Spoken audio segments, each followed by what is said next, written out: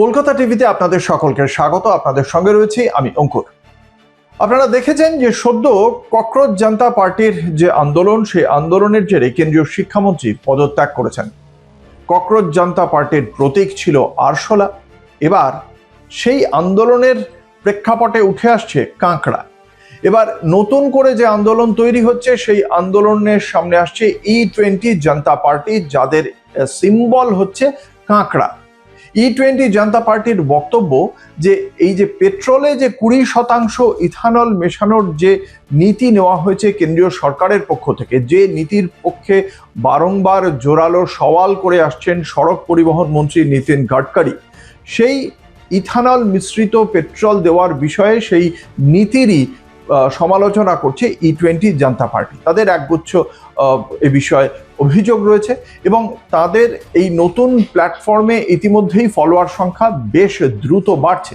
তাদের মূল বক্তব্য যে যেভাবে E20 অর্থাৎ ইথানল 20% পেট্রোলের মধ্যে মেশানো যে নীতি নেওয়া হয়েছে কেন্দ্রীয় সরকারের পক্ষ থেকে, সেই নীতিটি নেওয়ার আগে এই নীতির সঙ্গে সংশ্লিষ্ট সব পক্ষের সঙ্গে আলোচনা করা হয়নি।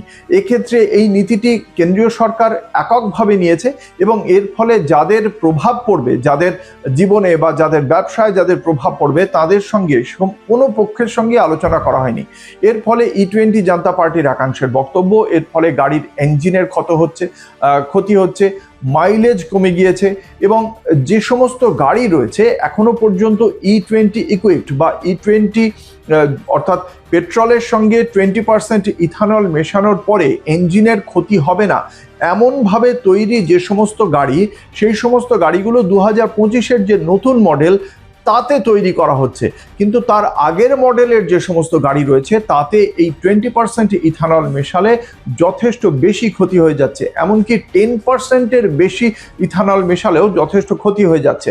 ফলে এই গাড়ির ব্যবসার সঙ্গে যারা যুক্ত, পর্যটন ব্যবসা, এমনি নিত্য দিনের যাতায়াত বা যাদের ব্যক্তিগত মালিকানাধীন গাড়ি রয়েছে, প্রায় 30 কোটি মানুষ রয়েছেন এই ব্যবসার সঙ্গে জড়িয়ে, এমনটাই প্রাথমিকভাবে বলা হচ্ছে।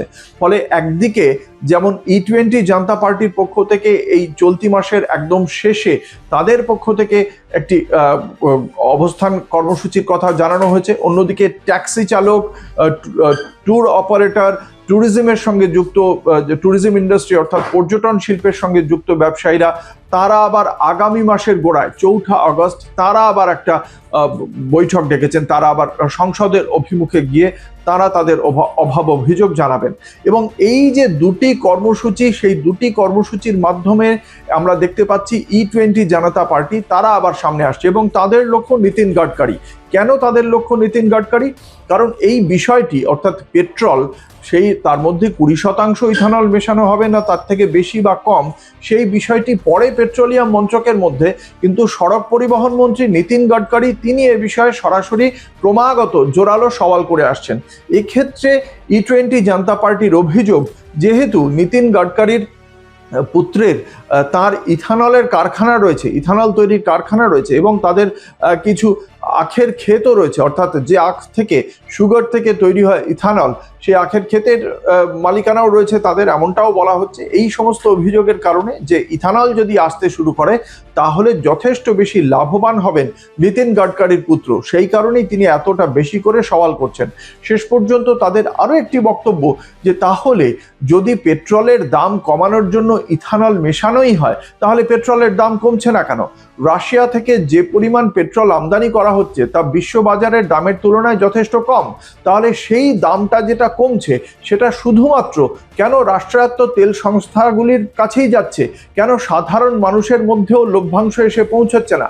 লভ্যাংশটা একভাবেই এসে পৌঁছতে পারে যদি পেট্রোলের দাম, জ্বালানির দাম যদি কমানো হয়। সেক্ষেত্রে জ্বালানির দাম কমানো হচ্ছে না, অথচ ইথানল মেশানোর ফলে গাড়ির ক্ষতি হয়ে যাচ্ছে, মাইলেজ কমে যাচ্ছে, সব দিক থেকে ক্ষতিগ্রস্ত হচ্ছে আমজনতা, অথচ কোথাও লাভবান হচ্ছেন কোনো মন্ত্রীর পুত্র, কোথাও লাভবান হচ্ছে তেলের সংস্থাগুলি।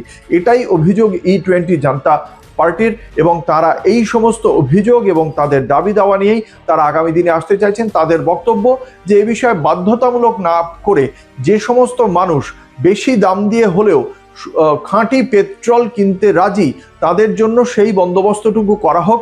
ইথানল মিশ্রিত পেট্রোল কেনা বাধ্যতামূলক না করা হোক, এমন নীতির পক্ষেও সওয়াল করছেন একাংশ। দেখা যাক শেষ পর্যন্ত কেন্দ্রীয় সরকার এই E20 জনতা পার্টিকে যে বক্তব্য তাকে কতটা গুরুত্ব দেয় এবং এই শিল্পের সঙ্গে যারা যুক্ত রয়েছেন তারা কতটা একজোট হয়ে ককরোচ জনতা পার্টির মতো সংগঠিত একটি শান্তিপূর্ণ আন্দোলন তৈরি করতে পারেন আগামী দিনে, যা কেন্দ্রীয় সরকারকে তার নীতি নিয়ে পুনর্বিবেচনা করতে বাধ্য করবে। সেদিকে আমাদের অবশ্যই নজর থাকবে এবং সেই সংক্রান্ত বিষয়ের তথ্য আপনারা অবশ্যই পাবেন কলকাতা টিভির পর্দায় রাত দিন 7 দিন।